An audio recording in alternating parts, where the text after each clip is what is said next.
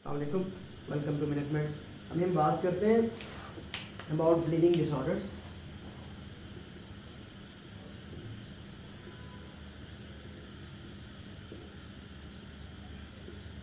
इसमें एक चीज़ याद रखने वाली सबसे बेसिक है, वो है जो हीमोस्टेसिस होता है to keep the blood flowing into the vessels. उनमें मेजर दो आपके पास मैकेनिज्म होते हैं जो हमारे पास एक प्राइमरीली तौर पे काम करते हैं, प्राइमरी हीमोस्टेसिस में काम करते हैं, जिनमें जब भी कोई ट्रॉमा आता है एक वेसल को तो सबसे पहले वेसल कॉन्स्ट्रिक्शन होती है। उसके बाद जो फैक्टर आपके पास आता है that is platelets. They get aggregated, activated and they get a platelet plant, जिसकी वजह से ब्लीडिंग होती है। उसमें अगला जो फैक्टर जो सेकेंडरी हीमोस्टेसिस में काम आता है,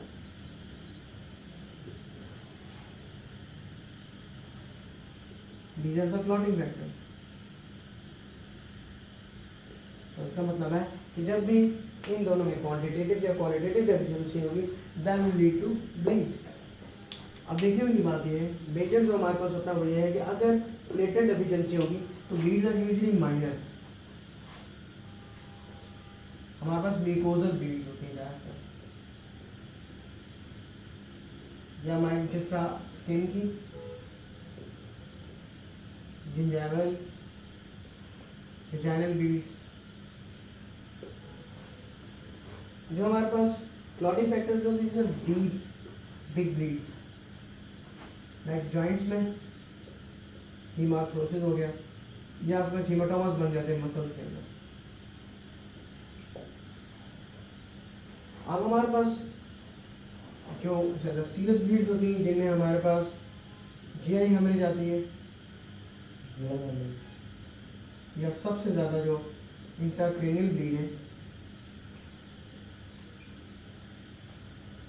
इनमें दोनों फैक्टर कर सकते हैं, प्लेटलेट भी कर सकता है और जॉइंट भी कर सकता है। मेजर याद रखने वाली बात यह है कि अगर सिर्फ प्लेटलेट ब्लीड होगी तो यूजुअली आपके पास स्किन के ऊपर पर्परा आता है, जिंजाइवल ब्लीड हो सकती है, म्यूकोजल ब्लीड हो सकती है, जैसे वेजाइनल ब्लीड है। अगर आपके क्लॉटिंग फैक्टर्स हैं तो आपके पास जॉइंट्स होते हैं और मसल्स के अंदर है, और जो जीआई हेमरेज इंट्राक्रेनियल है, इनमें दोनों फैक्टर्स जो हैं दे प्ले द रोल। तो अभी हम एक एक करके इन कॉजेज को देखते हैं। प्लेटलेट्स में सबसे पहले जो आपके पास हम बात करते हैं वो है इडियोपैथिक थ्रोम्बोसाइटोपेनिक पर्परा, और what we call as ITP. Idiopathic means there is cause अभी तक कंफर्म हमें पता नहीं होता, एंड स्पेकुलेशन ये होती है कि देयर आर सर्टेन कंडीशंस कि उसके साथ ये कंडीशन इट कैन हैपन, जैसे पेशेंट्स ऑफ HIV, और if a patient has malignancy. Actually pathogenesis में इसके अंदर होता ही है कि there are antiplatelet antibodies,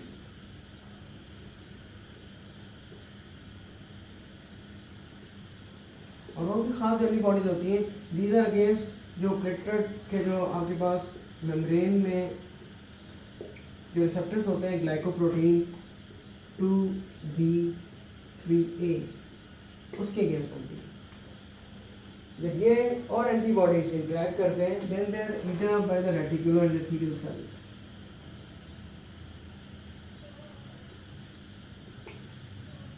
the immediate destruction of the platelets, तो प्लेटलेट का हमारे पास नीचे होता है, दैट वुड लीड टू जो स्किन की कंडीशन हमारे पास आती है, पर्परा हमारे पास आना शुरू हो जाता है। तो पेशेंट आपके पास यूजुअली ओल्ड एज का, चिल्ड्रन में भी प्रेजेंट करते हैं, एडल्ट्स में भी। पेशेंट हमारे पास इस तरह आता है, तो ऐसे पेशेंट में जब हम ब्लड सीपी देखते हैं it has decreased platelet count, और हम क्या करते हैं कि जब भी प्लेटलेट्स का मसला हो तो हमारे पास जब ब्लीडिंग टाइम हम कराते हैं that is raised, that is increased. और कंफर्म करने के लिए कि this is idiopathic thrombocytopenic purpura, which हम जो एंटीप्लेटलेट एंटीबॉडीज चेक करते हैं।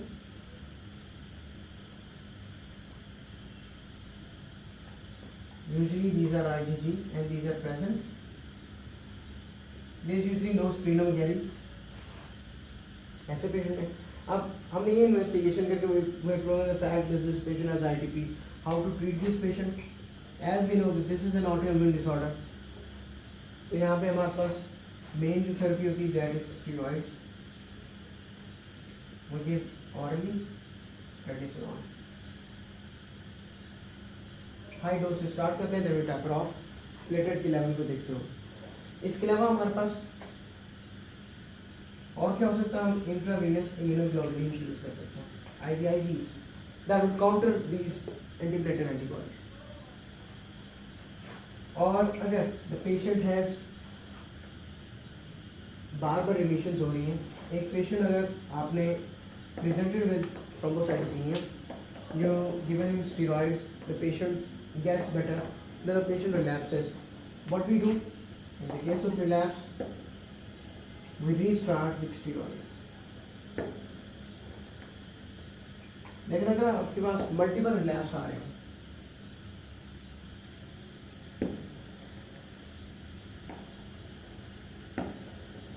then either we can go for the immunosuppressants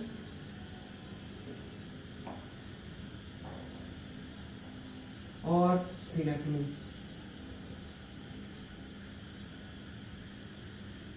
splenectomy का हमारे पास फायदा ये होता है कि अबाउट 70%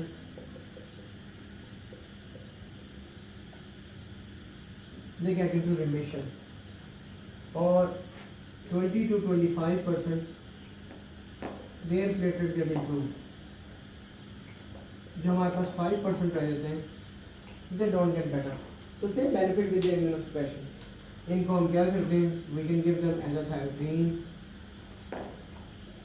rituximab और cyclosporine. So that's all about ITP. Now we go toward the abnormalities of the bleeding that are caused by the clotting factor deficiencies. So hemophilia,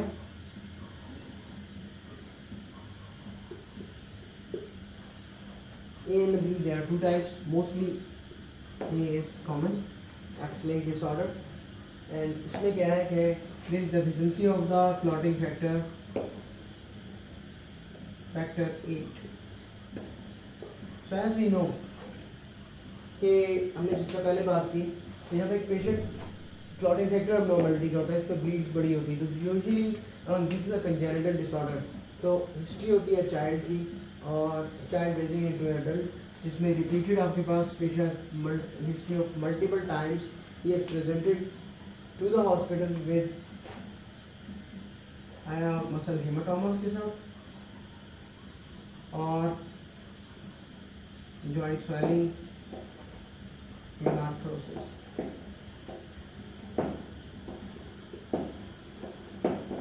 And how we investigate such a patient? In the blood CT, because this patient has such a patient who has bleeding disorder, इसमें repeated bleeding के बाद patient anemic होता है, HB would be decreased. लेकिन platelet count इसमें कैसा होगा? Platelet count is normal. अगर उस पेशेंट का ब्लीडिंग टाइम कराएं, that would be normal. So we go for the clotting profile. इसमें PT और हम APTT देखते हैं और यहाँ पे हम देखते हैं तो the prothrombin time, this is normal, and the activated prothrombin time, that is abnormal, that is raised. So what we do, we can do the factor 8 levels, and that is found to be decreased. We label this patient that this is a patient of hemophilia A. Now what to do? सबसे पहले ऐसा patient जिसके अंदर हेमार्थ्रोसिस है, सबसे पहले तो he needs bed rest, he needs admission. You have to give antibiotics, ठीक है, infection now.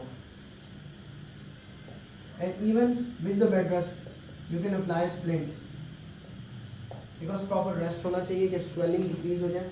उस वक्त तक total immobilization की ज़रूरत है.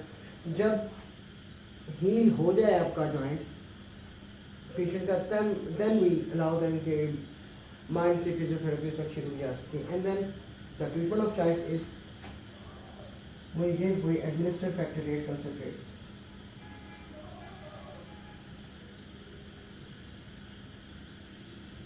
If in case we don't have factor VIII, what we do? We can use fresh frozen plasma. And in the case that even हमारे पास ये भी अवेलेबल नहीं है, we can go for whole blood.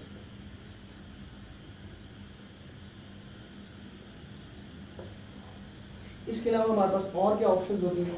हमारे पास और ऑप्शन ये होती है, वी कैन गिव वैसोप्रेसिन.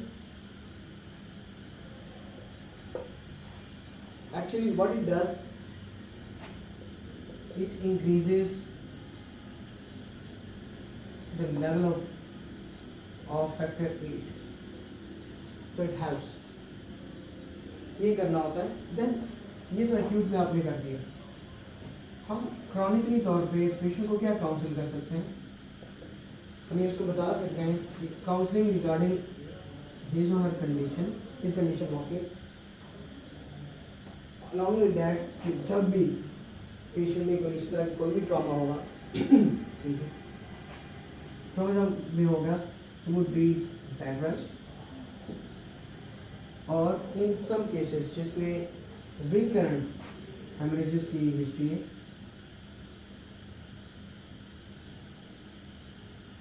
यहाँ पे we can give them prophylactic factor VIII concentrates without any bleed. लेकिन जिनमें है प्रोफाइलैक्टिक के तौर पे हम लोग दे सकते हैं अबाउट ट्वाइस या 2 या 3 times per week. So that's all about haemophilia A. हम इसी को जरा मॉडिफाई करके अगर देखें कि हीमोफीलिया B में क्या चीज़ होती है.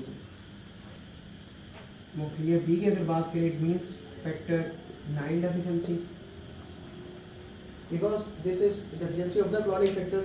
तो आपके पास जो प्रेजेंटेशन है वो सेम होती है कि आपके पास पेशेंट प्रेजेंट करता है मसल हेमाटोमा के साथ,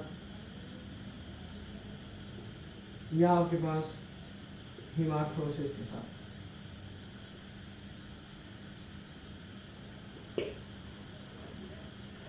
हाउ वी प्रोसीड, हमने जिससे पहले बात की थी, सेम उसी तरह होता है. हमारे पास ब्लड CP के अंदर कोई एब्नॉर्मलिटी नहीं होती. Platelets these are normal, the bleeding time it is normal. Then we go to the clotting profile. यहाँ पे हमारे पास एक मिनट ये देखिए,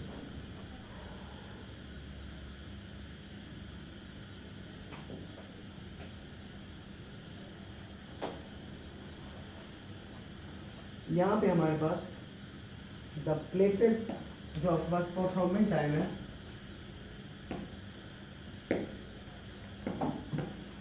that is based in the cases of hemophilia B. In APTT this is normal. इसको हम मजीद confirm कर सकते हैं by doing the factor IX levels. For treatment is the same: bed rest, plain admission, antibiotics. We give factor IX.